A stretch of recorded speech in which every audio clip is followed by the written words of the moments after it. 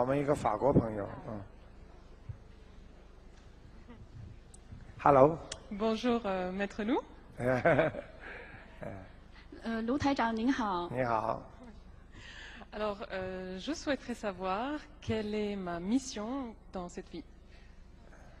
师父，这位法国佛友想知道他今生今世投生到人世间的使命是什么？Alors, je suis né en 1980 du signe singe.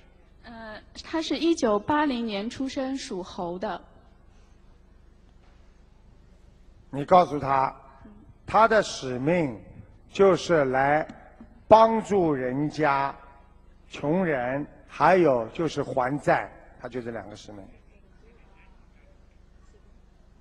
OK, merci.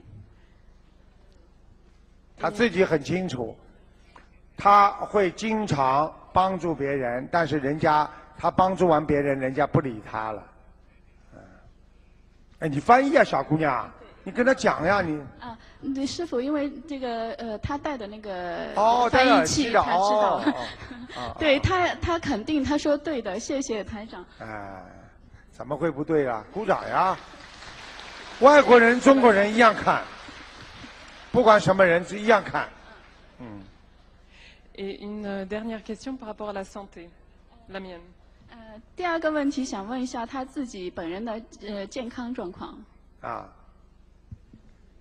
他刚才说他是属猴的是吧？1980年属猴的。你告诉他，他这个咽喉部分呢非常不舒服，经常会咳嗽，这里很干。对的。还要讲下去了，还有他的腰很不好。大爷。对的。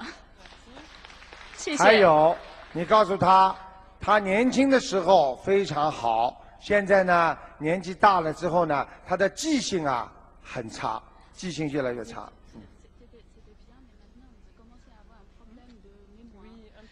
是的，有一点开始了。而且你告诉他，他还有一个问题，他的肠胃和小腹部非常不好，肠胃经常不舒服。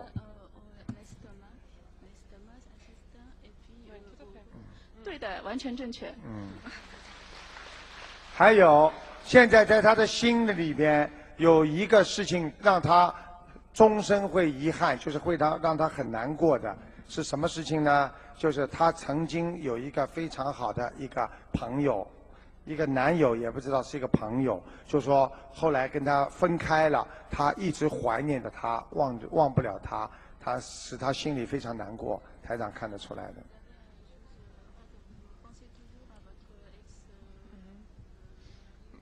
Oui, ou un ami très proche, tout à fait. 是的，他现在还经常想的一位曾经非常亲近的朋友。